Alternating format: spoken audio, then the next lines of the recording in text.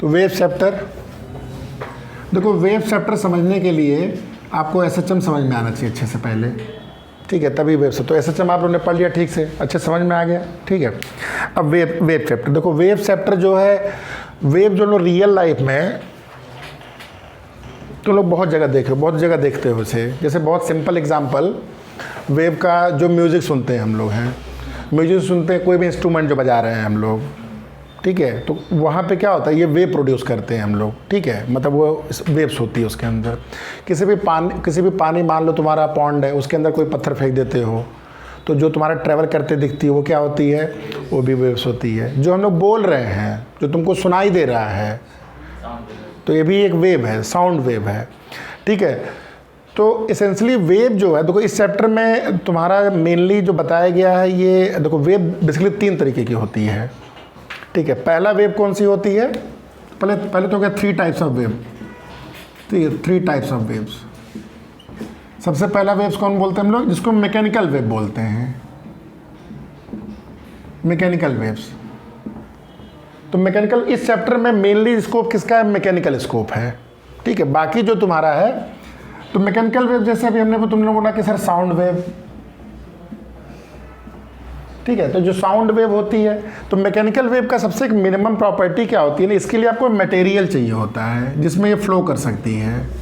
You need to have a material, ठीक है, medium, material या मीडियम, जो भी तुम्हारा मटेरियल लगा तभी मीडियम है। तो यू नीड टू हैव सब मीडियम, ठीक है, मीडियम होगा तभी ये फ्लो करेगी, तभी ये तुम्हारा एक प्लेस से दूसरे प्लेस जाएगी। दूसरा जो होता है, इसको बोलते हैं ईएम वेव्स, इलेक्ट्रोमैग्नेटिक, लिख लो इलेक्ट्रोमैग्नेटिक वेव।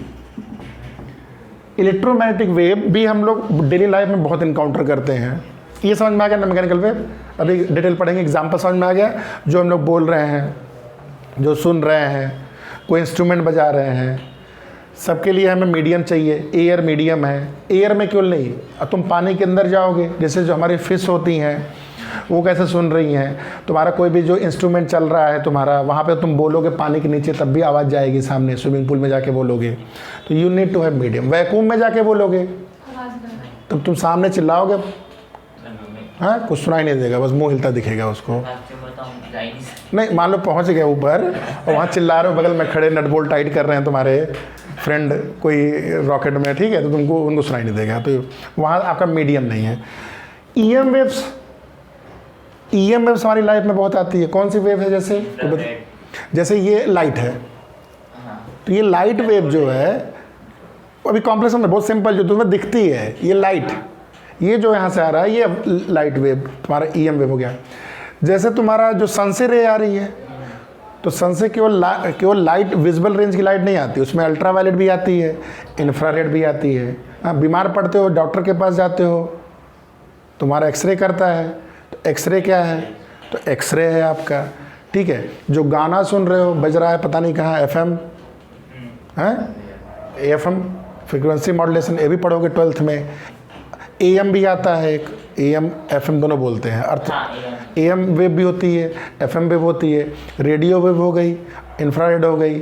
तो इतनी सारी वेव, जो सारी वेव है तुम्हारी, ये इलेक्ट्रोमैग्नेटिक होती है। ये आपका क्लास 12th का ये 6 चैप्टर या 7 चैप्टर आपका है ये, तो आप पढ़ोगे। ये पढ़ने के लिए आज जो वेव पढ़ रहे हो ये समझ में आएगा, तभी समझ में आएगा, ठीक है।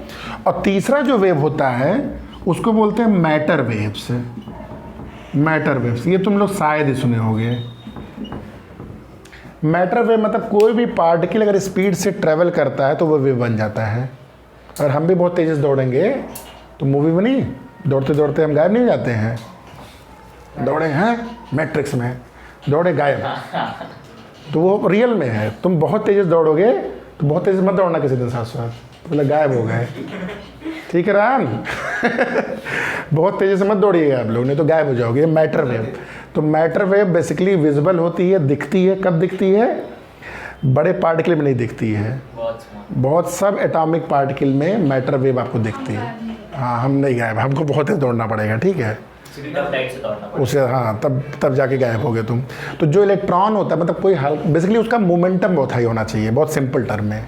तो मोमेंटम क्या होता है, एम वी मोमेंटम होता है। मोमेंटम हैज़ टू बी देखो इसका फॉर्मूला मैं लिख दे रहा हूँ बस अभी थोड़ा सा। Lambda equal to H by P होता है। अगर तुम्हें इस किसी लैम्डा तो जान रहे हो, अभी डिटेल में भी आएगा, वेवलेंथ, एच की वैल्यू होती है 10⁻⁻34। ठीक है, तो मोमेंटम तुम्हारा अगर देखो अगर ये पी बहुत ज़्यादा है तो ये वैल्यू बहुत कम आएगी क्योंकि ऊपर बहुत छोटा वैल्यू बैठा है। यानी कि पी की वैल्यू तुम्हें ऐसा करना होता है, इतना छोटा करना है, पी छोटा करना है बेसिकली, कि उसका मास इनटू वेलोसिटी का प्रोडक्ट लगभग इसके ऑर्डर के आएगा, तब तुम्हारा वो लैम्डा तुम्हें विजिबल होगा। समझ में आया? तो ये हमारा जनरली ये फिनोमेना हमारा जो सब एटॉमिक पार्टिकल है उसमें देखी जाती है। तो ये मैटर, इसको भी हम लोग पढ़ेंगे क्लास 12th के सेकेंड नहीं थर्ड लास्ट चैप्टर में, एटम चैप्टर में, एटम्स और न्यूक्लियर चैप्टर आएगा ना, उसमें पढ़ेंगे, या उसके पहले हाँ डुअल नेचर उस सब में है तुम्हारा। तो ये सभी हमारे स्कोप में। फिलहाल for the time being will just concentrate only on mechanical waves. समझ में आ गया? yes, अब मैकेनिकल वेव्स तुम्हारी दो तरीके की होती है। मैकेनिकल वेव्स बेसिकली जैसे देखो लिख लो पहले दो तरीके। पहला क्या होता है? Transverse wave. ये तो प्रकार से पढ़ोगे तुम लोग 9th 8th में, ट्रांसवर्स वेव्स। दूसरा क्या होता है? Longitudinal waves. Longitudinal waves. ठीक है, अब ट्रांसवर्स वेव का जैसे एग्जांपल देखो, बड़ा सिंपल एग्जांपल, कि जैसे मान लो एक थ्रेड है, यहाँ पे एक थ्रेड, एक वॉल है, जैसे यही वॉल है एक, और मैंने क्या किया, थ्रेड ऐसे बांध दिया एक, ठीक है, और थ्रेड को जैसे वॉल में थ्रेड पकड़ के ऐसे खींच के मैं पकड़ लिया, ठीक है, और मैंने क्या किया, एक यहाँ पे ऐसे थ्रेड को हल्का सा ऐसे प्रेस किया, तो एक आपकी पल्स जनरेट होगी, नीचे या ऊपर ये पल्स जनरेट होगी, केवल एक बार मैंने किया, जैसे गिटार, ठीक है। तो ये पल्स जनरेट होती है और ये पल्स धीरे धीरे क्या होती है, ये आपकी ट्रेवल करते जाएगी। अच्छा ठीक है, जैसे तुम बहुत रोप, हाँ मान लो वहाँ वॉल से तुमने एक थ्रेड खींच के ऐसे पकड़ लिया और मैंने ऐसे हल्का से पकड़ के छोड़ा, तो ये वेव बहुत तेज़ी से जाएगी, तुम्हें दिखेगा, मतलब दिखेगा लेकिन बहुत तेज़ी से जाएगा, ठीक है, समझ में आ गया? हाँ। या पानी में ही तुमने क्या किया, पानी में ही तुमने एक बार ऐसे उंगली डिप कर दिया, बस एक बार, तो क्या होगा, ऐसे ऐसे ऐसे तुम्हारा दिखेगा चलते हुए, ठीक है। तो ये कौन सी वेव कहलाती है? ट्रांसवर्स वेव, ठीक है, समझ में आया? ट्रांसफर का सबसे बड़ा एग्जांपल देखो, और एग्जांपल तो समझ गया, इसका सबसे बड़ी प्रॉपर्टी समझो, जैसे पानी है तुम्हारा, तुम कोई पानी में अगर एक मान लो ये वेव ट्रेवल कर रही है और तुम कंटिन्यूसली डिप कर रहे हो, तो ये कंटिन्यूसली फ्लो करेगा, तो तुमको क्या लग रहा है, चल रहा है वेव। अगर तुम कहीं पे कॉर्क रख दोगे, बीच में कॉर्क रख दो या बॉटल रख दो खाली, तो तुमको क्या दिखेगा, वो आगे चलते दिखेगा, वो वहीं पे ऊपर नीचे करता दिखता है। समझ में आया? हाँ, इसका मतलब ट्रांसवर्स वेव में तुम्हें वेव तो ट्रेवल करते दिख रही है, लेकिन कोई भी उस मीडियम का जो पार्टिकल है वो आगे नहीं बढ़ता है, वो बस ऊपर नीचे एक एसएचएम करता है। जैसे एसएचएम मोशन है, बस वही एसएचएम करता है। तो कहने का मतलब अगर वेव के प्रोपगेशन का डायरेक्शन इधर है, तो जो कॉन्स्टिट्यूएंट पार्टिकल का जो मोशन होता है that is in the perpendicular direction of propagation of wave. इसको लिख लीजिए एक लाइन, ठीक है, नहीं समझ में आया? अगर वेव, हाँ ये लिख लो, बोल देते हैं, लाइन बोल देते हैं, समझ में आया ना क्या बोला हूँ? Constituent of the medium oscillate perpendicular to the direction of the wave propagation. तो ये तो हो गया आपका इसमें। तो लॉन्गिट्यूडनल वेव क्या है? लॉन्गिट्यूडनल वेव जैसे बहुत सिंपल सा एग्जांपल दे रहे हैं, ध्यान से देखना। जैसे तुम लोग होली खेलते हो, होली खेलते हो ना, तो होली में ये क्या चीज़ है? पिचकारी, ठीक है, सब रियल लाइफ एग्जांपल दे रहा हूँ, ठीक है, एकदम समझ जाना ठीक से। अब आपने क्या किया है, ठीक है, पिस्टन है और इसमें क्या है, पानी नहीं है, कुछ नहीं है, हवा है, ठीक है, एयर है, और तुमने क्या किया यहाँ पे जाके, हाँ इनके मुंह के पास में आया और मैं पिस्टन को ऐसे से कर रहा हूँ तो उनको क्या फील हो रहा है? हाँ, हवा कैसे फील होगी? वो ऐसे लगेगा कि पुश करते आ रही है। तो बेसिकली क्या हो रहा है, यहाँ पे तुम जब इसको पुश करते हो तो यहाँ पे अचानक जो पहले तो ये डेंसिटी इसकी नॉर्मल होती है सारे पार्टिकल की, ठीक है। जब तुम इसको पुश कर रहे हो तो क्या होता है, यहाँ पे ये तुम्हारा अचानक यहाँ पे हाई डेंसिटी हो जाती है। कहने का मतलब, अभी डिटेल में चलते हैं। कहने का मतलब क्या हुआ कि हाई डेंसिटी का एरिया लो डेंसिटी का एरिया क्यों लो बन जाता है? क्योंकि यहाँ हाई बनेगा, ठीक है, तो यहाँ तुमने उसको प्रेस कर दिया है, फिर उसको पीछे किया तो फिर इस पोर्शन में क्या बन गया तुम्हारा, वहाँ पे लो प्रेशर बन गया। तो हाई प्रेशर से फिर क्या होता है, हवा लो प्रेशर। समझ में आया? तो कहने का मतलब जैसे तुमने इसको पुश किया, ये पुश करके यहाँ तक पहुँचा दिया, तो यहाँ पे हाई प्रेशर आ गया, मतलब बहुत ज़्यादा पार्टिकल दिख रहे हैं। जब तुमने पीछे किया तो यहाँ पे हाई प्रेशर है और यहाँ क्या है, लो प्रेशर है, तो यहाँ का हवा यहाँ आ गया है। तो ये फिर क्या बन गया, ये लो बन गया, क्योंकि ये बहुत सडन हुआ है, तो ये लो हो गया। तो ये जब लो हुआ तो यहाँ हाई है, फिर ये यहाँ आ गया, तो फिर ये ऐसे ऐसे क्या हो रहा है, आगे चल रहा है। तो इसमें क्या हो रहा है कि जो पार्टिकल होता है, ये जब तुम पुश करते हो, आगे पीछे कर रहे हो, तो ये पार्टिकल को तुम विजुलाइज करोगे तो ये पार्टिकल ऐसे ऐसे मूव करता है। समझ में आया? तुमने उसको धक्का मारा, फिर पुश किया, फिर आगे किया, तो वो ऐसे ऐसे। तो इसमें ट्रांसफर लॉन्गिट्यूडनल वेव में क्या हो रहा है, जो हम लोग बोल रहे हैं, जब मैं बोल रहा हूँ तो यहाँ का पार्टिकल क्या हो रहा है, यहाँ पे density high, density low, density high, density low, density high, density low, density कान में गई।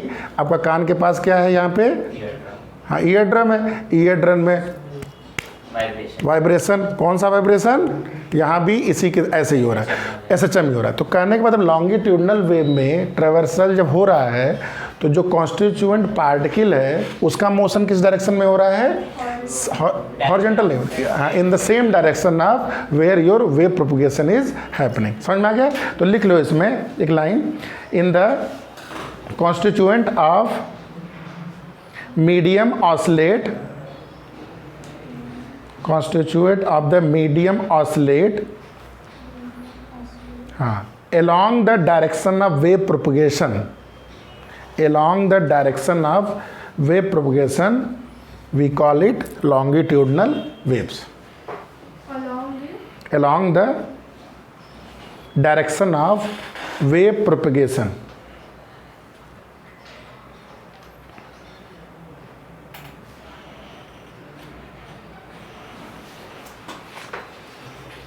ठीक है।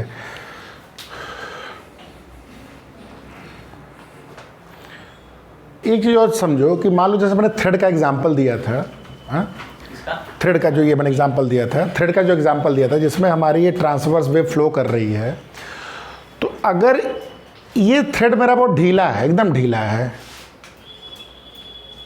तो जर्क दोगे कुछ होगा? ऐसे लूज है मान लो, कुछ होगा? वेब ट्रेवल करेगी? नहीं करेगी। यानी कि क्या करने का मतलब, ये थ्रेड जितना टाइट होता है, ठीक है, उतना ज़्यादा होता है। तो इसका जो फॉर्मूला भी डराइव करेंगे। कहने का मतलब कि जो वेव ट्रेवल करती है, ठीक है, जो वेव ट्रेवल करती है, इसमें इलास्टिक प्रॉपर्टी, क्या इलास्टिक प्रॉपर्टी का मतलब क्या होता है कि तुमने इसको अपने पोजीशन से डिस्प्लेस किया। इलास्टिसिटी में क्या पढ़ा गया था कि हाँ, मैं ये बोल रहा हूँ ना कि कोई भी वेव को ट्रैवल करने के लिए, जैसे स्ट्रिंग में वेव को ट्रैवल करने के लिए अगर स्ट्रिंग तुम्हारा बहुत लूजन है, बहुत ढीला है, तो इसमें तुम कितना भी जर्क दोगे वेव नहीं ट्रैवल करने वाली है, ठीक है। या तुम्हारी एक ऐसा वेव, ऐसा थ्रेड है कि जिसको तुमने से झटका दिया, वो ऊपर हो गई, वापस आ ही नहीं पा रही है। जैसे मिट्टी का मान लो कोई चीज़ है, मान लो कोई ऐसी चीज़ है कि जो तुमने मूव किया, फिर वो मूव ही हो गया, यानी कि हाँ, जैसे प्लास्टिक मटेरियल होता है। कहने का मतलब वेव को ट्रेवल होने के लिए मीडियम में इलास्टिक प्रॉपर्टी होनी ज़रूरी है। इलास्टिक प्रॉपर्टी क्या करती है कि अपने पोजीशन पे आती है, रिस्टोर करती है। तो ये बहुत इंपॉर्टेंट प्रॉपर्टी, तो समझ में आया सबको ये इलास्टिक प्रॉपर्टी। अगर ये थ्रेड तुम्हारा ऊपर के ऊपर ही हो गया तो कुछ होगा ही नहीं, इसको आना पड़ेगा ना अपने पास। तो एक लाइन लिख लो इसमें, mechanical waves are related to elastic properties of the medium. Mechanical waves are related to the elastic properties of the medium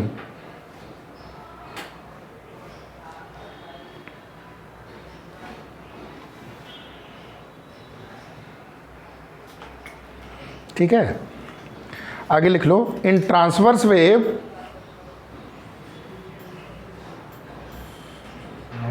हाँ नेक्स्ट उसी में ही, in transverse wave the constituent of medium oscillate,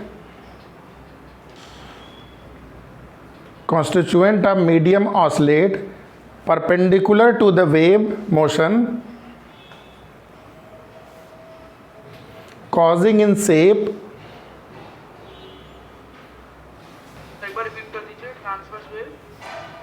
that is each element of medium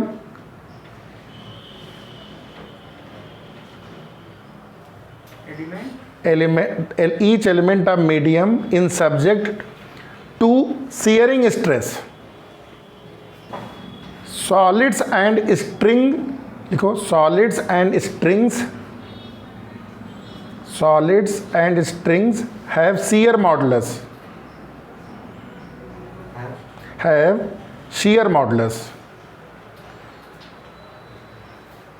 so they sustain shearing stress.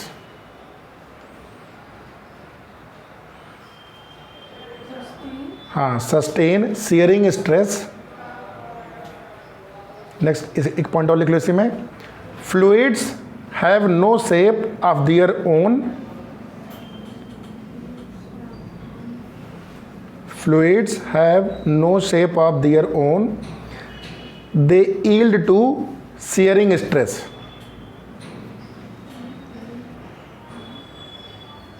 इसका explain कर रहा हूँ, बस एक लाइन और लिख लो इसमें, हाँ, their shape of their own, they yield to shearing stress. Yield मतलब YIELD, ठीक है, yield to shearing stress.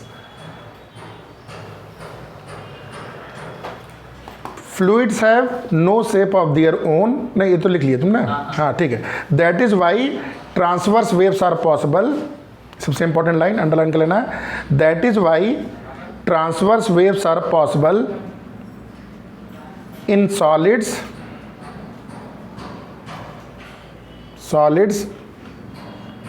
and strings, bracket में under tension, but not in fluids.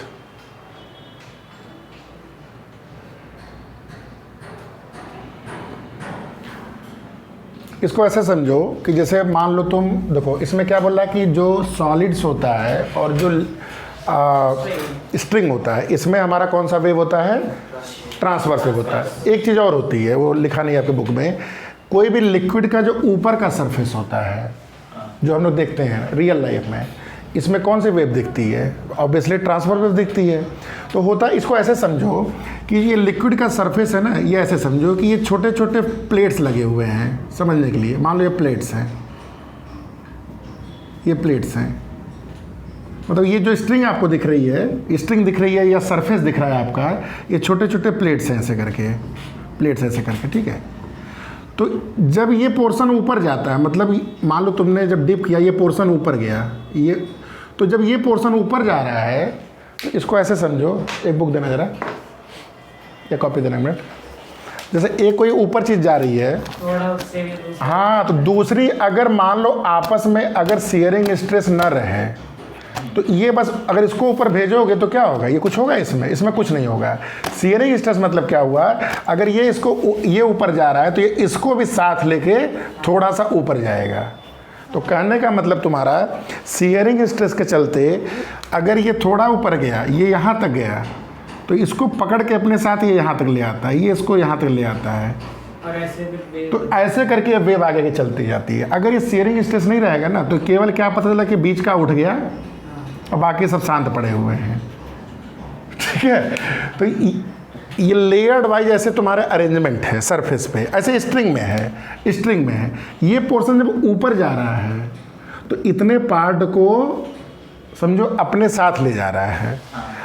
अगर ये शियरिंग स्ट्रेस की प्रॉपर्टी ना होगी तो क्या होगा, इसमें ट्रांसवर्स वेव नहीं जाएगा। तो ट्रांसवर्स वेव्स के लिए तुम्हारा सबसे इंपॉर्टेंट चीज़ क्या होना चाहिए, शियरिंग स्ट्रेस होना चाहिए। शियरिंग मतलब जो पैरेलली चलता है, ठीक है, फोर्स के साथ चलता है, हाँ, shearing stress.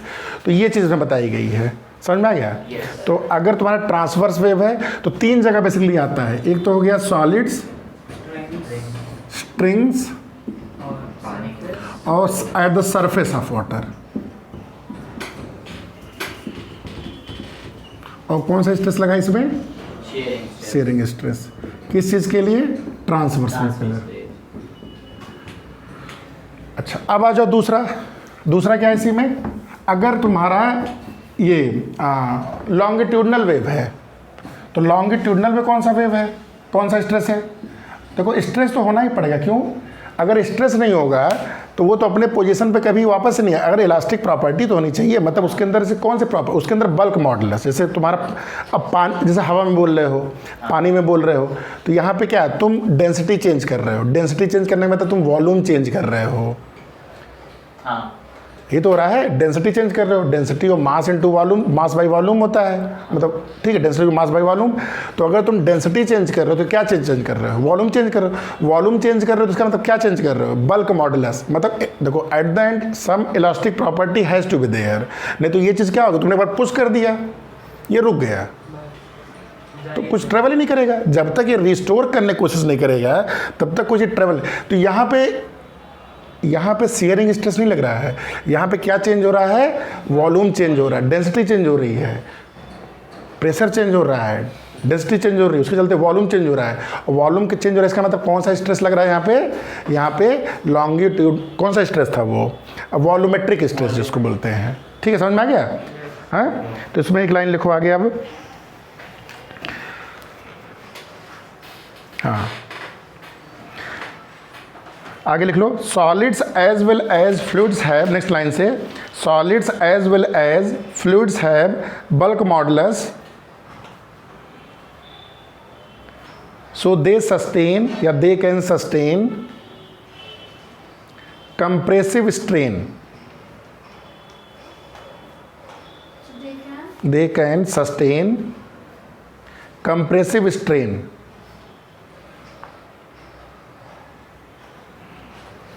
Since longitudinal waves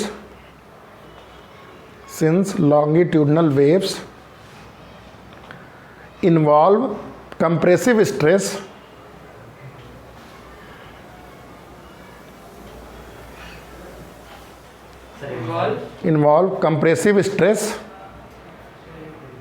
so they can be propagated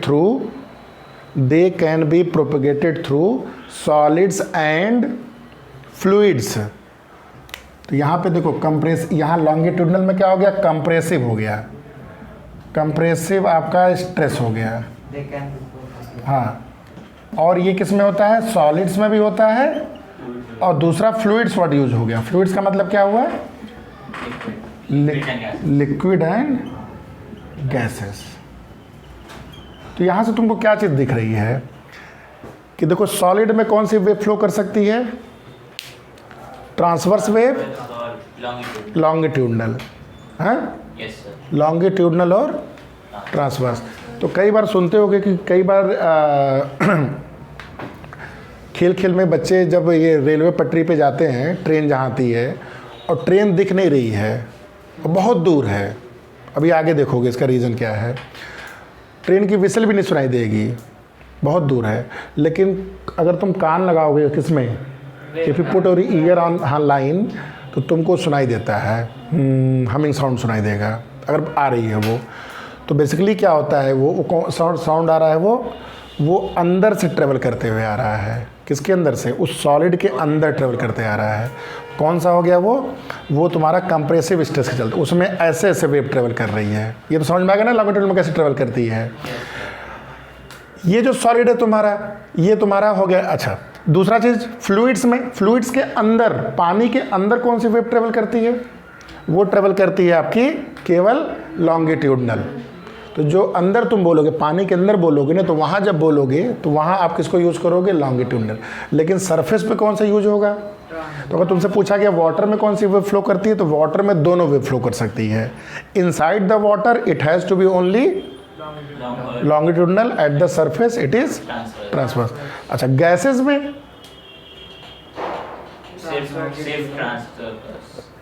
safe longitude. हाँ, गैसेस में सिर्फ आपकी लॉन्गिट्यूडनल। ठीक है, समझ में आ गया? हाँ